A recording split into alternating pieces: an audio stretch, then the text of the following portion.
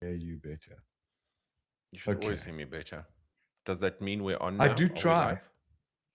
We are live. We are live because the live icon says so.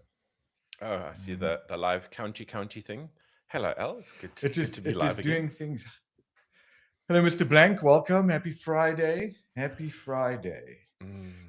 What is happening TGIF, bro. today? Oh, I need the show notes. I need the Show show notes. notes. Show Uh, notes.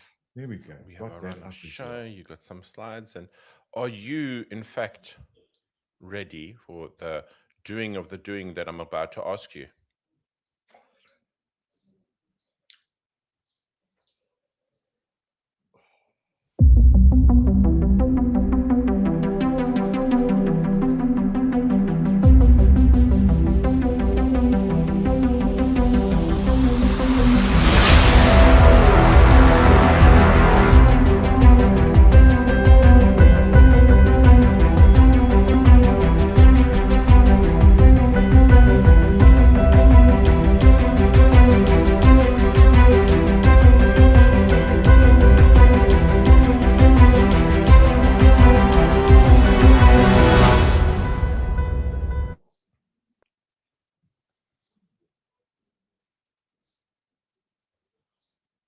Why doesn't it want to come back to us? Stop. I see a black I've screen. never Oh, had to I see click the me. button. I've never I've had to never seen that click the happen button. before. They've changed things. Our streaming provider has changed things. We need to speak to the people in charge to understand what is actually going on. Brand. It says brand. Yes, that is us. We are brand, and there's an overlay. That one. Oh, Yes. I see it. Welcome, Yes. Nick. Uh, Welcome, 30th, Al. 31st of July, Half the year's gone. 2026. Gone, gone.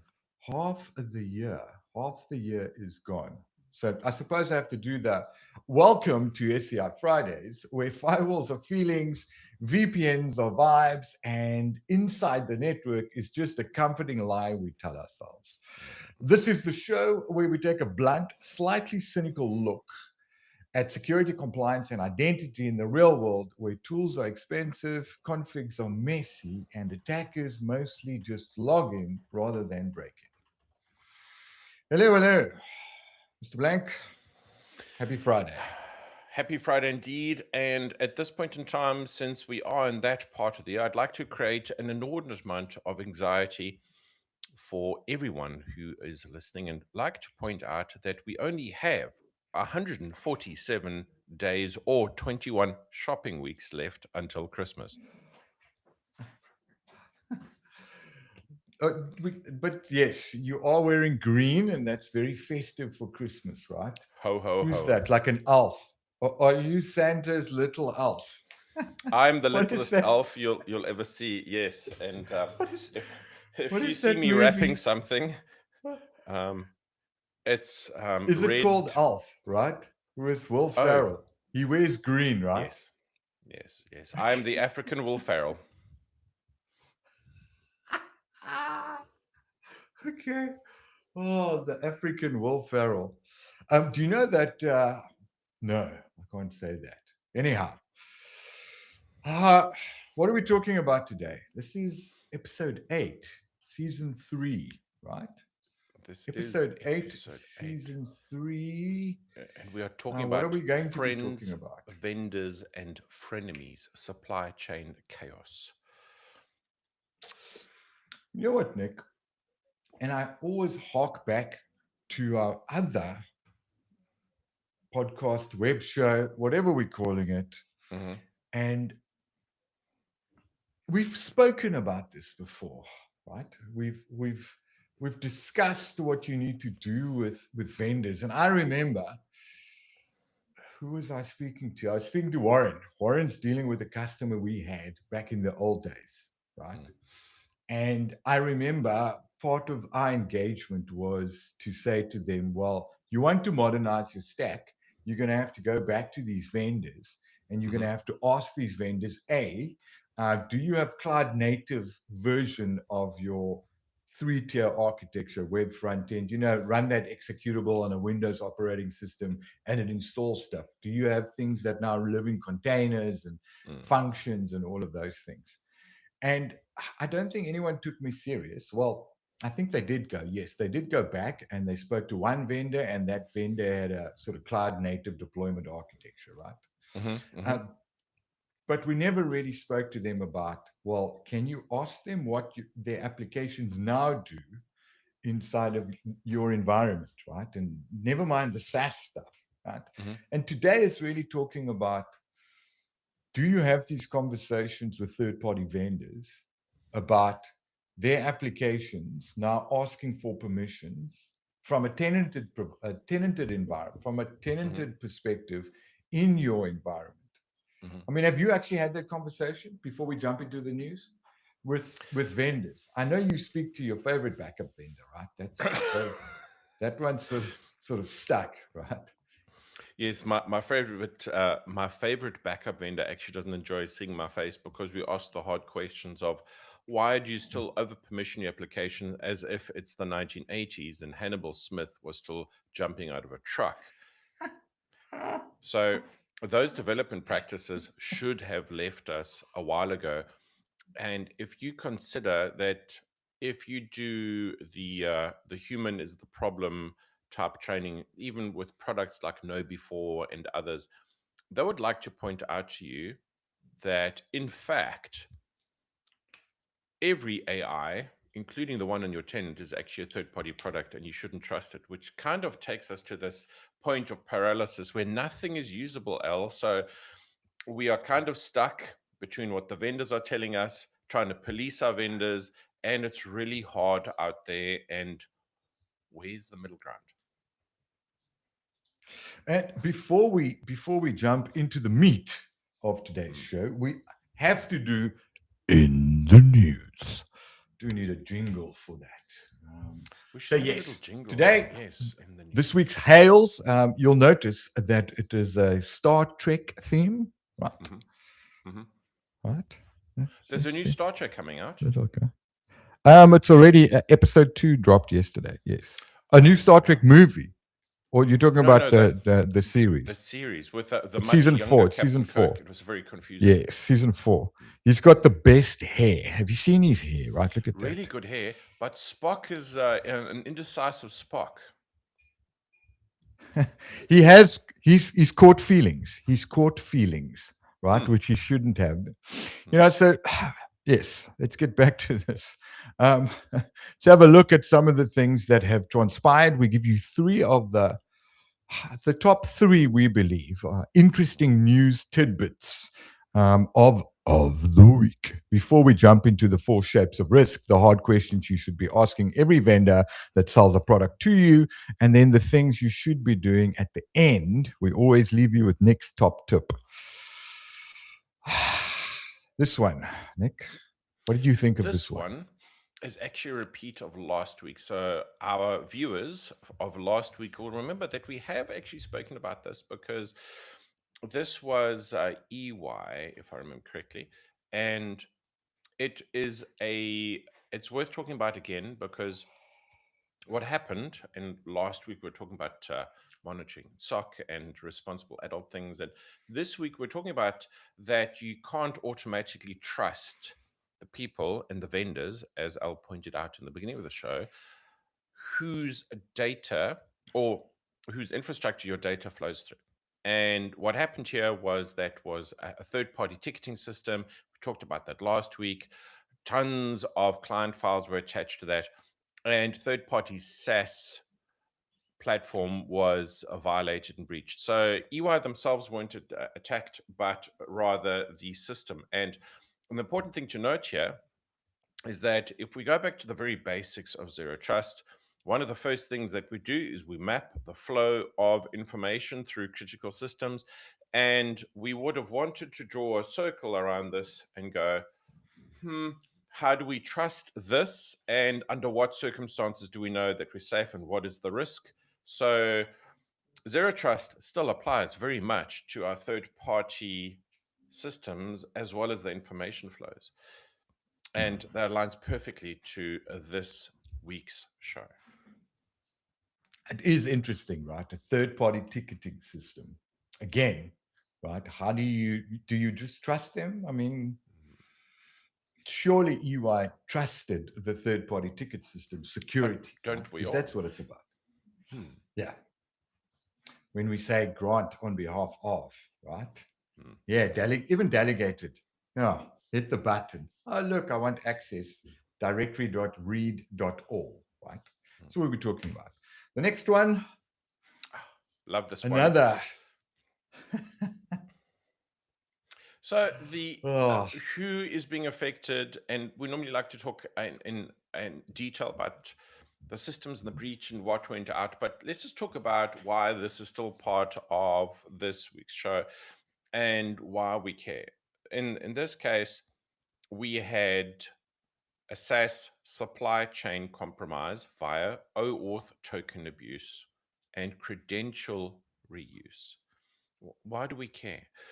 Effectively, if we want to dumb this down to a single sentence, we can say that the token outlived the relationship.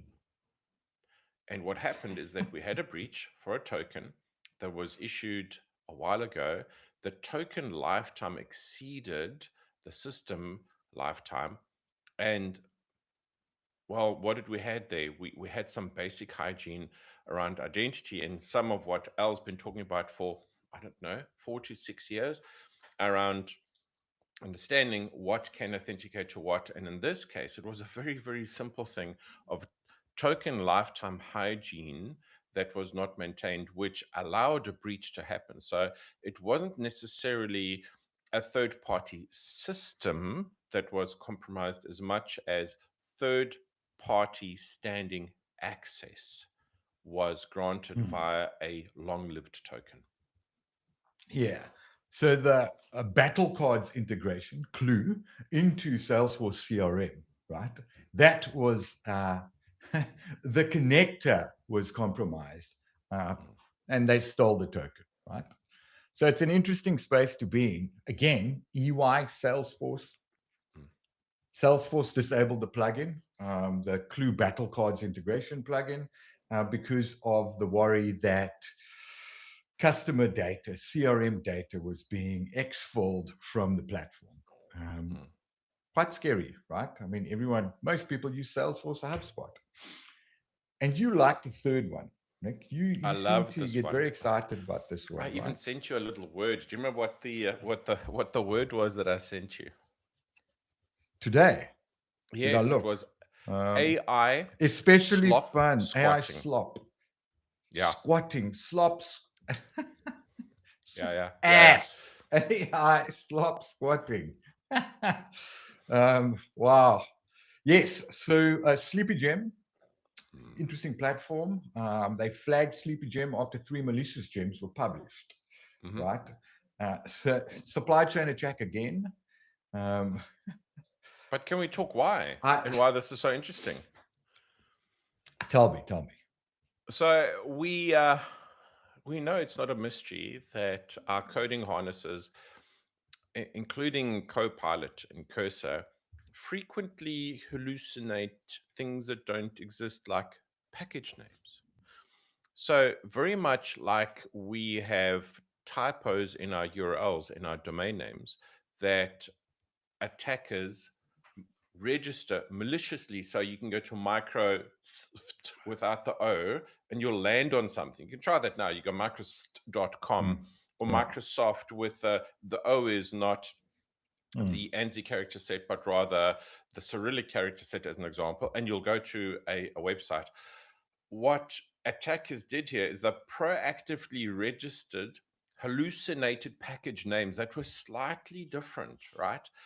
So they created public registries for these hallucinated package names, knowing that there's so many combinations of these words, and you can call this slop squatting or package typo squatting, so that when the developer agents reached out to get that thing from GitHub, which it made up, it hallucinated, like, oh, it's there. Look, what a clever AI I am. Okay, it actually pulled down something malicious, and perfect supply chain attack. Yeah. And it's a second stage load, right? Like a daemon on your machine in some sort of pipeline. Because yes, you can go and ask Hermes, well, describe something to Hermes, and Hermes goes, sure, I'll find that application. It's micro oft. Oh, Yes. that's real, right? That's real. Yes. I'll take that and I'll deploy it into your environment. And trust me, you don't think about it. I know this because I'm building shit at home, and I've got 11 apps, and I've never looked at what this thing is going to want to give me. Let's go pull it from that repo. And yeah, slop squatting is the latest trend. And this was sitting in the Ruby ecosystem. So imagine that, right? Again, we did a show, Nick. We did one of the episodes in one of the seasons of the preventative maintenance series, is where we talked about and now I lost my train of thought. What developers should be writing in their prompts from a security posture perspective. And this was just the prompt stuff for coding, right? So if you're going to build an app with, back then, Hermes, it was before Hermes and OpenClaw and all of those things, right? I think it was just maybe Codex and GitHub Copilot, the OG Copilot that was around. But, OWASP rules, I talked about OWASP rules. This was also context for the different coding agents that you're using so that these types of things don't happen, right? Where it literally goes, that repo looks legit, I'm going to use it. And I don't even want to go down this rabbit hole. This is the worst of all of them, right? I received a link. What a link. Tell you why. Hold on. Let me just digress for a moment. Right. This has got Did you me click going. on it, in fact? No, I didn't click on the link. From a reputable source, someone that I can actually talk to. Although I watched another video earlier today talking to an AI agent that actually sounds like a human, right? I mean, 11 Labs have been doing this for a while. Yeah, a good friend of mine. What did he say? Where was it? Commentary. I built an AI trading platform in 6 days. That's terrifying. I guarantee you there's no security in what was built in 6 days. There was no regression testing. There were no what ifs. None of that happened.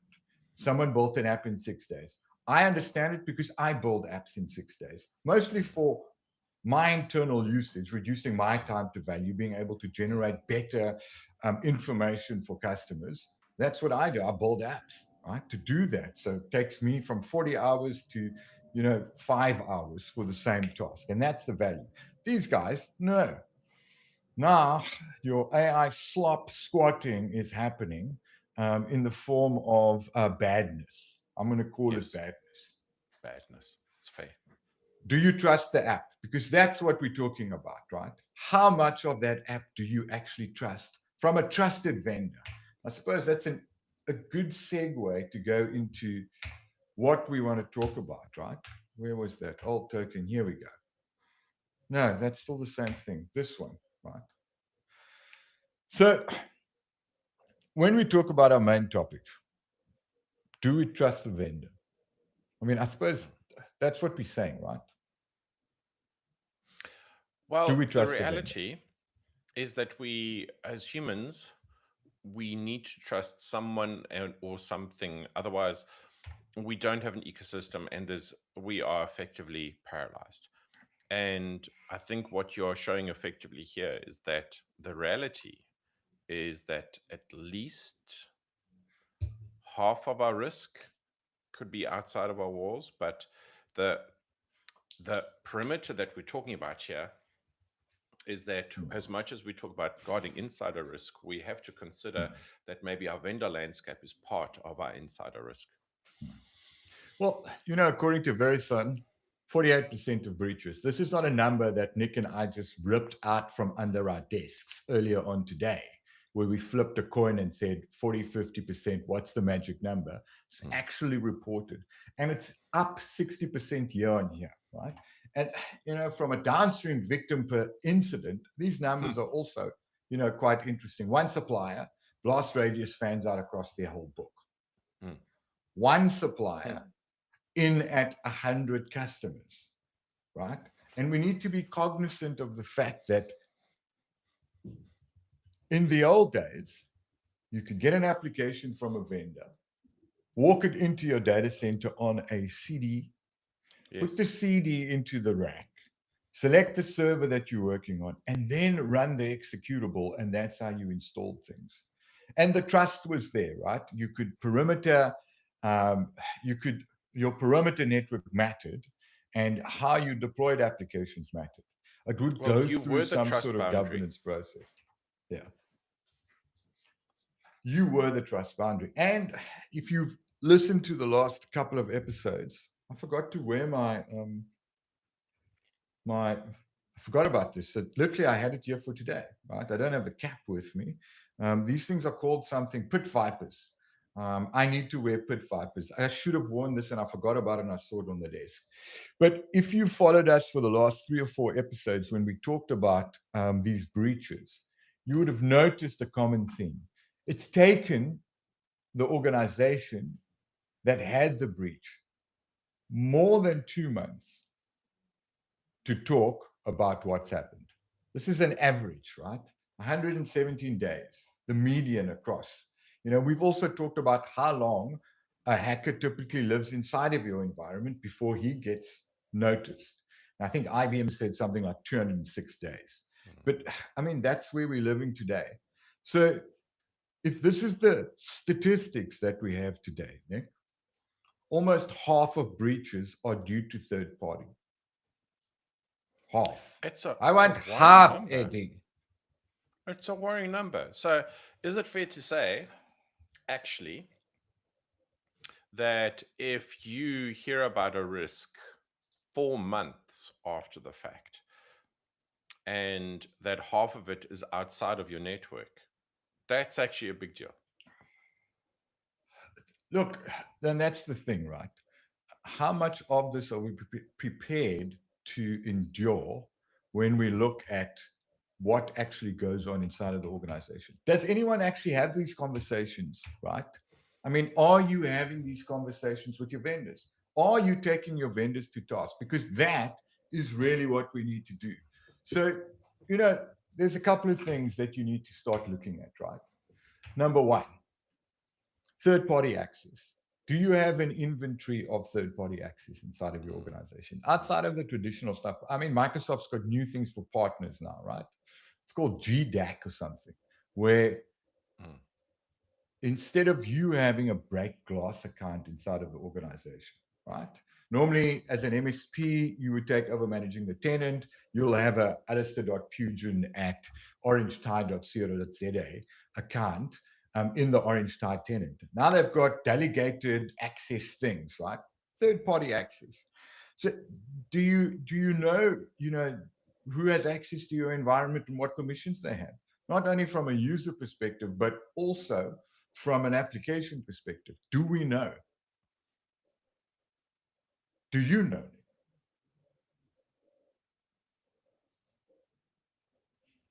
He doesn't know people. That's why he's not saying anything. And why That was a we care pregnant about pause, this. and I was waiting for you Were to you hit thinking, trying to calculate things? So, thinking about going back to where you were the first party bringing a CD in to your data center, you were the only shape of risk, really, because you were the boundary and you were the trust boundary. And what we're looking at here is what kind of risk are you holding? Well, the first one is third party access, and there has to be some kind of mitigation, normally in the form of contract. And why do you allow Microsoft to reset your password? Because there's an SLA and an OLA against that, so your exposure is limited.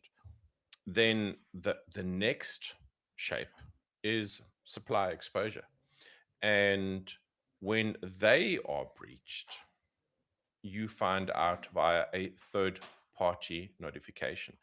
However, everything that we've been talking about here is, what is your quantifiable risk?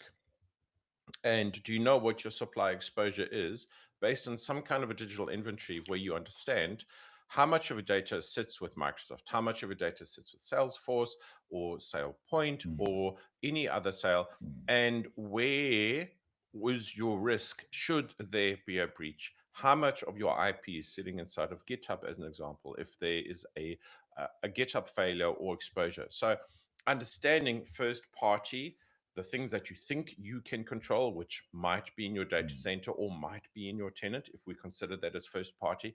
And then third party, what is your actual risk exposure based on mm. the four shapes of exposure that we have here? And it's important to note, right? Start with access, your exposure. How are they updating the application that lives in your tenant? Or how are they updating their own SaaS solution that auths against your tenant, or you authing against that SaaS solution, right? Mm, Because it's no longer your software. You renting the software from them and you using components like Salesforce. It's a perfect mm, example. You're putting your data into Salesforce's environment. Yeah. And by definition, whatever they have access to for all their customers, mhm, it's pretty much all their customers' data. So when you look at that sleeper gem, right, and the clue and a mm, few other things, right, they all had access to the tenanted environment where your data is living, right? So, and it's very recursive, right?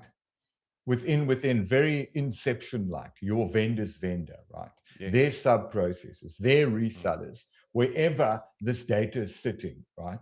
And it's like a nested folder structure with nested groups.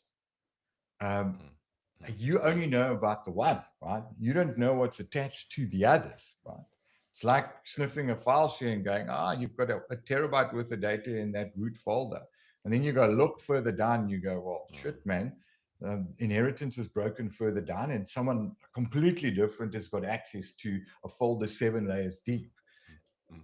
In very much the same way, applications and SaaS providers, you don't get to look further down, right? So, actually, I'd like to disagree with you on that, because if you think about what Microsoft does when they send you, and this goes to number four, your hidden trust paths. Who is your supplier? And within that, Microsoft is very vocal and will actually let you know who a sub processor is of your data when it comes to Copilot. So they'll tell you, for example, if they have a sub Hmm. processing agreement with OpenAI and or Anthropic, and in which regions you have those. So now we are actually heading in the realms of compliance, and compliance is actually a wonderful driver for visibility, because it asks you, it forces you to ask the questions: who, under what circumstances, may view and or process my data? And for our European customers, where we've done these type of governance frameworks when they move into the cloud for the first time, sub-processing agreements is the first port of call when it comes to not only visibility, but also accountability. So that if there is an open AI or Anthropic breach, what does that mean for your M365 tenant? And that's how you create visibility in step four. I suppose AI is highlighting all of these things, right? Mm.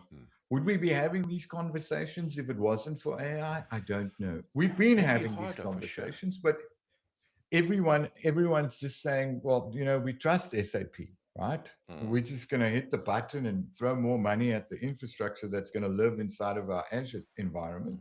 We'll spend the extra money because there's a deploy to Azure button, mm, right? mm, Azure mm, Marketplace. Think about it, how easy it is to go to Azure Marketplace, and there's a Terraform or a bicep template or an mm, ARM button that goes, I'll scaffold everything, and you just trust that. And weirdly enough, Nick, this is a sort of coming of age moment for me, because we've been saying these things for the last 4 years, mm, and now we're talking about it, and it's happening. We predicted the future. We predicted that this was going to happen. Don't listen to us. Go ask Salesforce or E now. not E now, EY, about how much they're actually crying. And do you even ask third-party providers, right? And why I say this, because I know that E now is SOC 2 compliant. So maybe those are one of the questions that you should go ask your vendors, right? Go take a list outside of looking at applications that live rent-free inside of Entra, because that's normally the path that Nick suggests. Perform an inventory of what you have. I guarantee you, you're going to have an identity, a non-human identity, from an application registration perspective, living in Entra today that belongs to a vendor, and vice versa. If you're putting your data into a vendor's environment, like uploading a document to ChatGPT and asking for ChatGPT to give you highlights of a 47-page document, where does that data go? And AI has brought this, Nick. AI has brought this to the fore, right? Because everyone wants to, I can get Claude to live inside of my mailbox, right? And read my mail. We've got AI bots that travel with us to every meeting, right? And it transcribes the entire meeting. Everyone, fireflies.ai, read.ai. Microsoft is now giving you the facility to actually block bots from joining Teams meetings, because that's a data export problem. Should we stay with your previous point just for a second? Because the fact that you've got an Anthropic agent that is crawling your mailbox, implicitly it does that on a query. And what was nice about the OpenAI query, or the OpenAI breach incident that we had a couple of weeks ago, is that it's good to point out that AI by itself, a large language model, cannot act autonomously. And for those of us who have built third-party AI harnesses, we know that there are timed events for OpenClaw or Hermes to do stuff. So if you keep that thread in mind, someone had to instruct the large language model to do something. It wasn't just that it was quietly coexistent in its sandbox and then it broke out of the model, right? Or it broke out of the sandbox. Yeah. So there was a targeted instruction to go do something. Now, let's take this back to Al's mailbox that is being, to use AI language, quietly indexed by Anthropic. You know, there's an AI verb in there when it does something quietly, just to create that false sense of drama. The great news item this week was that all of that would have been accessible via Google search. Why? Because all of that was indexed because of a missing no robot tag. And what was Anthropic's response? It's in the service descriptions. Sorry, you've got no recourse on us, but we'll turn it off because y'all don't like it. But it actually was in the service descriptions. And that's the point of everything that I've been saying up until this point. Did you actually read what was in the service descriptions before you plugged that convenient thing into your mailbox? Or did the convenience outweigh the friction that you, as the data owner, should have put in place before you attach convenience to your mailbox? Look, and AI has made it even worse because there's disclaimers everywhere for AI, right? Every chatbot type experience, the AI interface, the GPT interface, it says AI can make mistakes, right? And then when it does make a mistake, the people say AI is shite. Yes. Yes.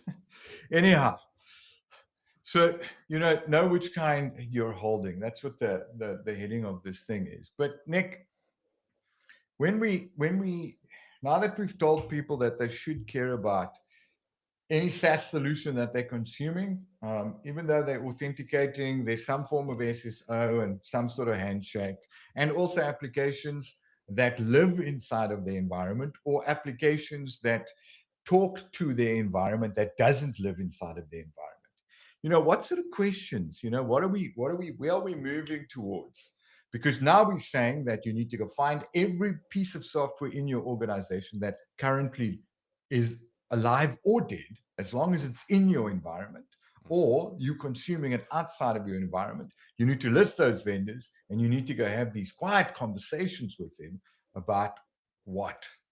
I mean, what are these questions that I'll bring the first one up, right? It's a great question.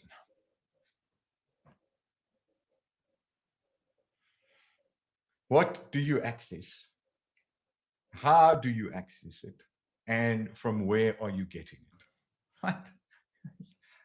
It's a great question, right? And then who do you give it to? Like Salesforce, right? This is a great question from did anyone ask Salesforce, hey, if we install this plugin, right, to do things for us, who then has access to our data because it's coming from a third party, right? This is the funny one. We've seen the median, right? 117 days. Now, I think, well, GDPR specifically says that once you've identified a breach, you have 72 hours to tell everyone publicly that you have been breached. You have 72 hours to tell. That's right. Once you've acknowledged that there's a breach. And last week we talked about what happens, the decision tree, right? The accountability inside of your organization. You need a plan. So when you've identified some sort of activity, and trust me, this morning, I was in a customer's tenant. I was looking at sign-in logs. And I said to John, I said, just go have a look at that account, right? And go look at the sign-in logs. Sign-in logs were Tokyo, China, Australia. There were 5 different locations for that. Yeah, it's a brute force. They're trying to do some sort of password thing, right? From 5 different locations every 5 minutes. IP's changed. Fascinating, right? And again, I have got admin rights into most of my, well, no, not most. The ones that listen are permed, but this specific customer, I've got admin rights. I've got GA account into their tenant. Standing GA. Right? Yeah. So what on my machine, this machine that I'm broadcasting from today, what lives on that machine? Because whatever lives on that machine by proxy should be able to get access to whatever I have standing access to. Yeah. And then when I leave or the customer leaves, what happens? Right? What gets deleted? Now, this goes both ways, right? Number one, if I leave, what happens to my account? And what information have I taken out of the environment, right? And if they leave, not that they have access to my environment, but I mean, what data of theirs do I keep when they leave? 5 questions, just 5 that you should. I'd like to pose a commentary to you on these. And the questions are lovely. Yes. And you mentioned SOC 2 a second ago, so let me pick on that. So for you to say, and you're now my third-party vendor, and you've put these 5 questions up on screen, which are the right questions, and you say, I'm SOC 2 compliant. It doesn't answer to any of these. Because what I need is a specific, a dated, and a checkable answer. It's very much the point of compliance, and a human being, an actual human, who can give me that answer. Not a bot and not a certificate. Otherwise, these 5 questions, even though we're asking them, have no value to us. And this is the starting point, right? We talk about discipline number 1. Moving on to discipline number 2, right? From an access control perspective, right? And we talk about all of these things. Least privilege, right, is probably this, right? Any of these things should matter, right? Should matter to the organization. Look at that. Number 2 is probably my favorite one. Between 2 and 3. Scope the grant. We talk about this directory.readwrite.org, right? Or sites.fullcontrol.org, not sites.read.org. Right? Delegated, I mean, what was it? 2 weeks ago, we talked about delegated versus application permissions, right? Same. Having said that, just a point of order or clarification, specific functions require application permissions, right? And I can only talk from a Microsoft cloud, right? I can't talk what happens in AWS or GCP or any other Ali pick a flavor, right? I don't know those environments.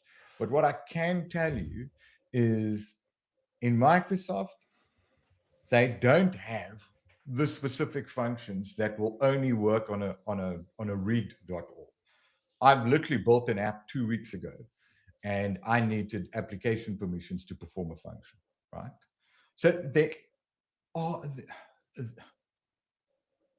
there are scenarios where it's going to have more than just read permissions or report permissions, right? I want to pull data. If I want to push data, I need read permissions are not going to work. So scope the grant and understand what that looks like. Now, between application level permissions and a token age and time box trials and, having some sort of break glass or splitting, from an identity perspective, it's important that you actually go through this process. So let's say a vendor comes back and says, okay, here's our SOC 2 cert.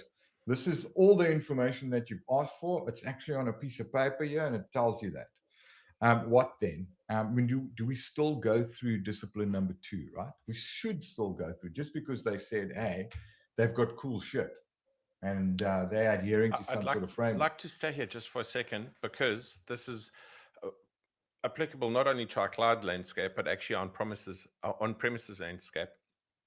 And I have an actual customer at the moment that I cannot name for obvious reasons, who have a very large, very distributed Active Directory and several cloud environments that are connected to it, and including several vendors who are connected. Now, I'm not going to name the vendor, besides the fact that their application stack, which should have been using Kerberos, wasn't. And how they found out about this. Should have been. You said should have been. So someone assumed, right? Yeah. And what happened is that the application team, and this is something that Al's been talking about, I'm going to say 3 and 4 years ago, he used the example that when we developed, we had 3 code samples. We picked the first one, which normally was massively over permissioned. They managed to, and this is a very, very large enterprise application. That application was authenticating using reversible encryption, which has been phased out. That is now known as RC4. So RC4 was switched off in Active Directory. Took long enough. However, when that was switched off, the application that should have been using Kerberos to authenticate actually was using a very weak method of authentication. And how they found out is the Active Directory was patched, which was correct, and then the application broke. And that's when they found out that the application, to point number 2, was scoped for the wrong level of authentication strength, and that at least they had an outage, obviously, but at least this outage was because of the right kind of outage, if there ever is such a thing. And apologies for creating that kind of impression, as opposed to there was a breach, an outage because a third party came across the wire, found the weak encryption authorization method, and got in that way. Lots to think about. While you're describing these things, I got to a point now for a fleeting moment, and I was like, I should go salmon fishing in the Yemen as a career. I should change my career because it's quite scary, right? So we've got discipline number 1, discipline number 2. You need to ask the right questions. You need to reduce the impact, least privilege. I suppose this entire slide is about least privilege, right? And also from an authentication strength perspective, you need to understand at a granular level what these things mean, right? So discipline number 2, we've covered. Discipline number 3, great information that you need to care about, right? My favorite one is audit rights. Do we ever ask those questions, right? I would like to audit the access control that your application has. Do we do that? Because, unless you start a company today and then you do everything in the building and then you move to the cloud, chances are it's very, very brownfield that you're working with. Applications that have just naturally moved to the cloud, and you've had this application. I know of an application called FinCon, right? Computer wholesale companies use it. When I start my first job in 1995, which is 31 years ago, that's when FinCon started. It was a DOS-based app, the blue white screen, those sorts of things. And then there was a Windows version, and I still know of computer wholesale companies in South Africa that use that application. I guarantee, and some of my mates own the company that uses the application that they've trusted for 31 years. Guarantee you, none of them have asked, can we audit your permissions? How does this work? Do you have a backdoor to this application if something goes down?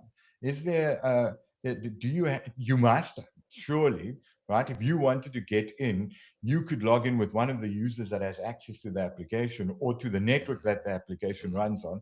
And because you built the application, there must be a backdoor, right? Nobody asks these questions, right? Nobody. And there's 5 questions again here. 1, 2, 3, 4, 5. Yeah.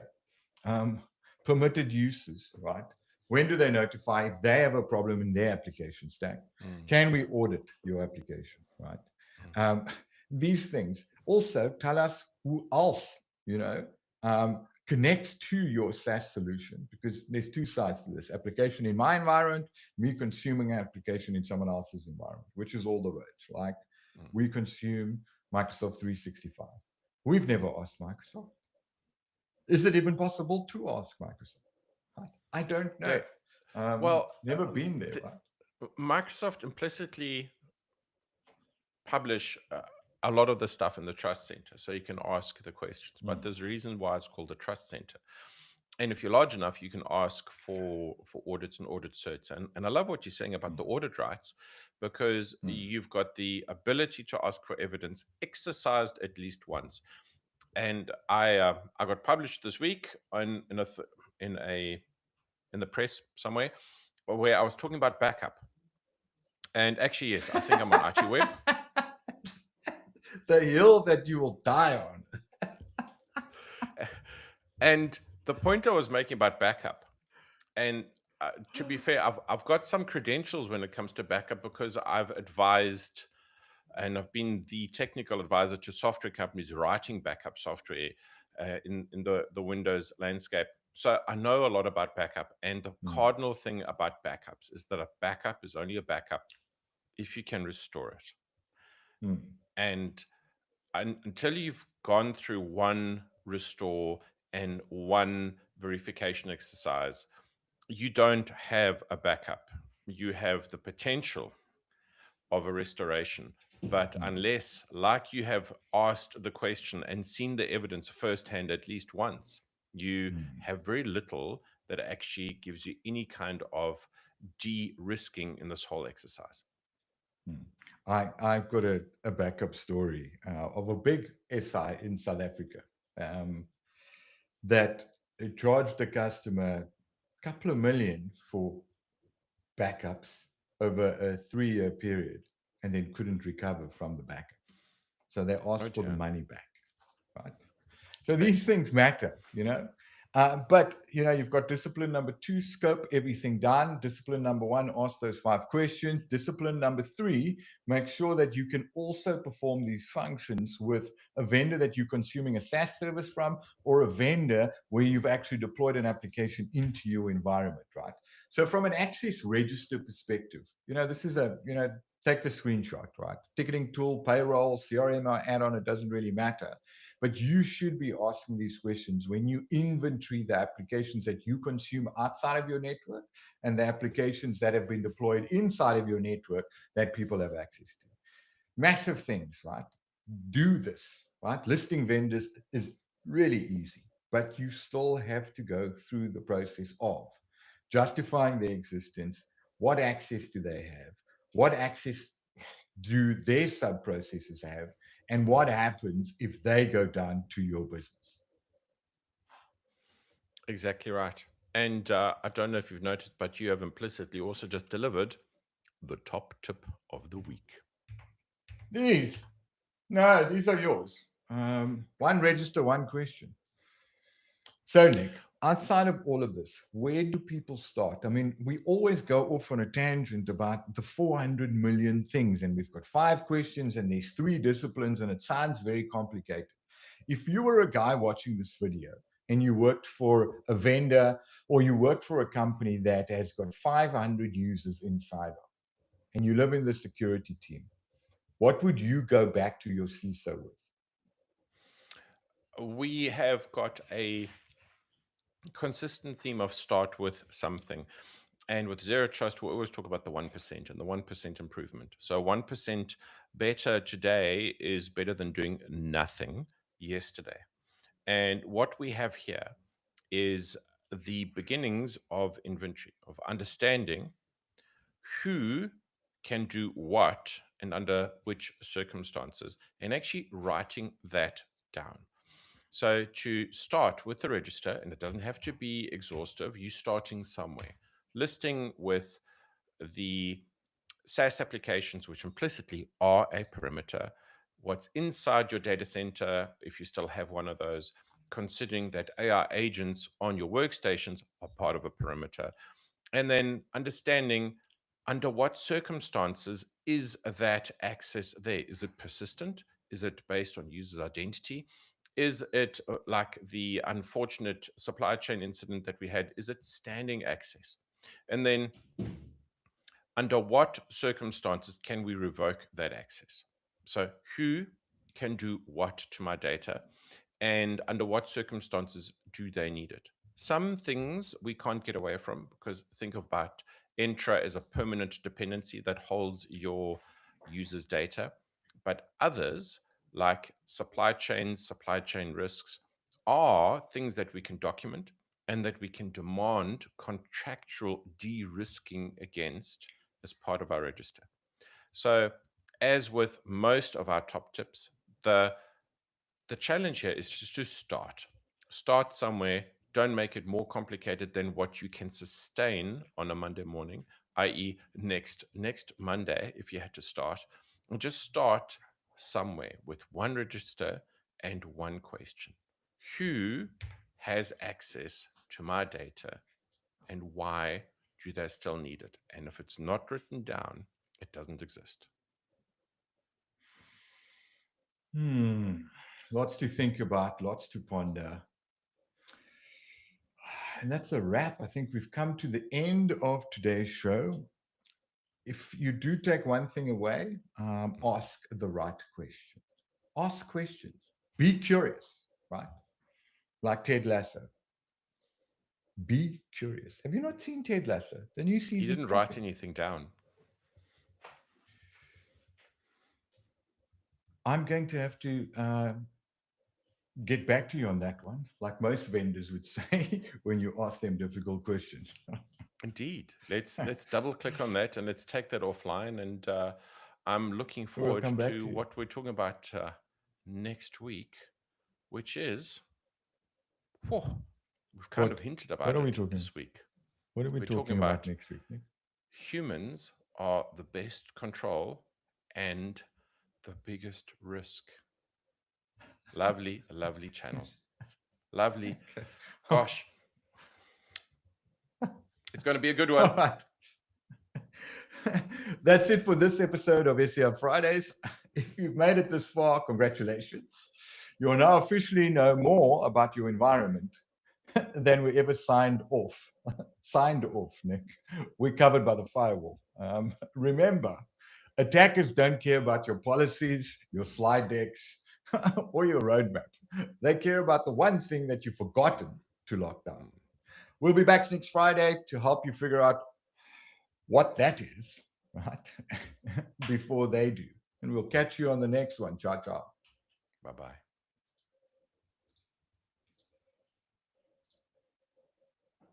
It never clicks, Nick. I click 3 times.